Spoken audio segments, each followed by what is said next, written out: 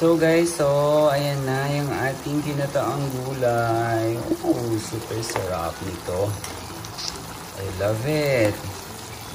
Tapos guys, no, manamis-namis siya kasi fresh yung ating gulay and then yung ating gata. Ayan, so dapat malapot dapat yung sabaw, yung sauce niya. Ayan. So ayan nag-oily na siya.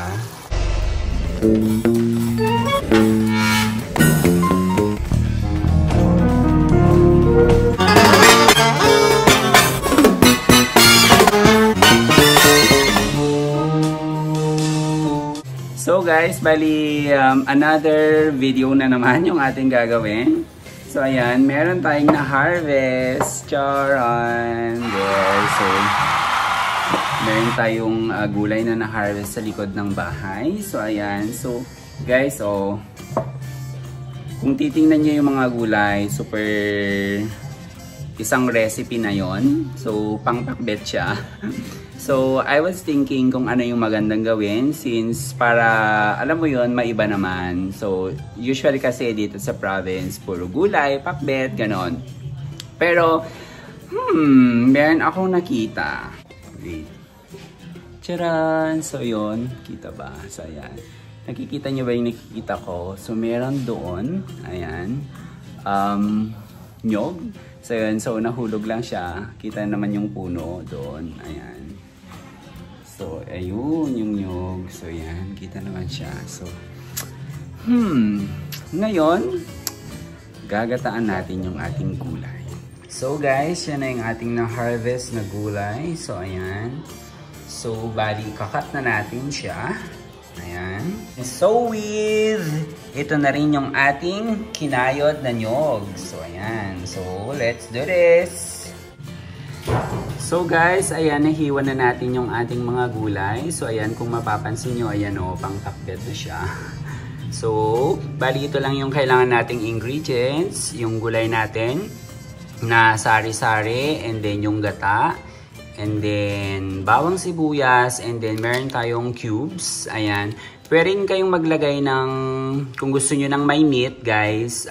Like yung taba-taba ng baboy. Or di kaya fried fish. Pwede rin siya. Pero, sa ating case, so wala tayong available. So, bali, yan na lang. Ayan.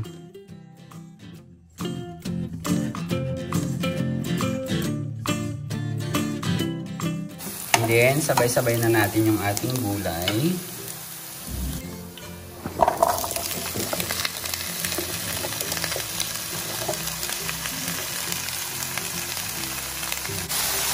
So, bali, ayan guys. Haluin lang natin siya. Hanggang sa mag-isa. Masarap to guys, promise. Kahit wala siyang pork or di kaya fish. Masarap siya.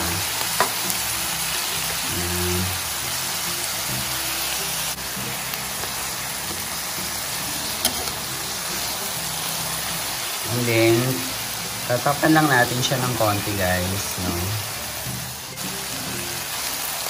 Ayan guys, once na half cook na siya, lalo yung ating squash, so pwede na nating ilagay yung ating gata.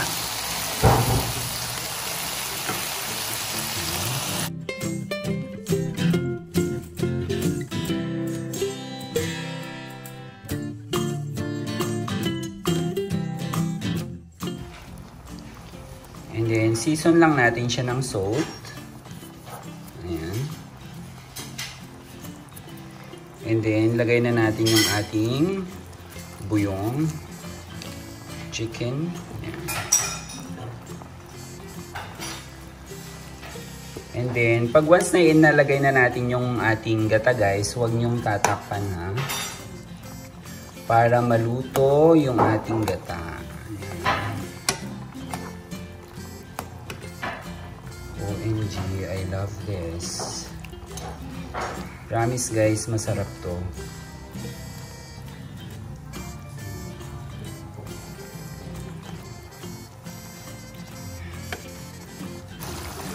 So guys, ayan na yung ating ginataang gulay.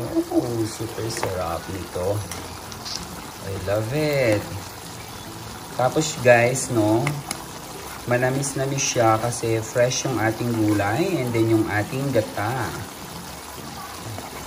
Ayan, so dapat malapot dapat yung sabaw, yung sauce niya. Ayan. So ayan nag-oily na siya. So maraming kanin ang mauubos nito guys. Ayan, so pwede na natin siyang, actually pwede na natin siyang hanguin. Kasi luto naman na siya. Ayan, para hindi siya ma-overcooked. Ayan. Perfect.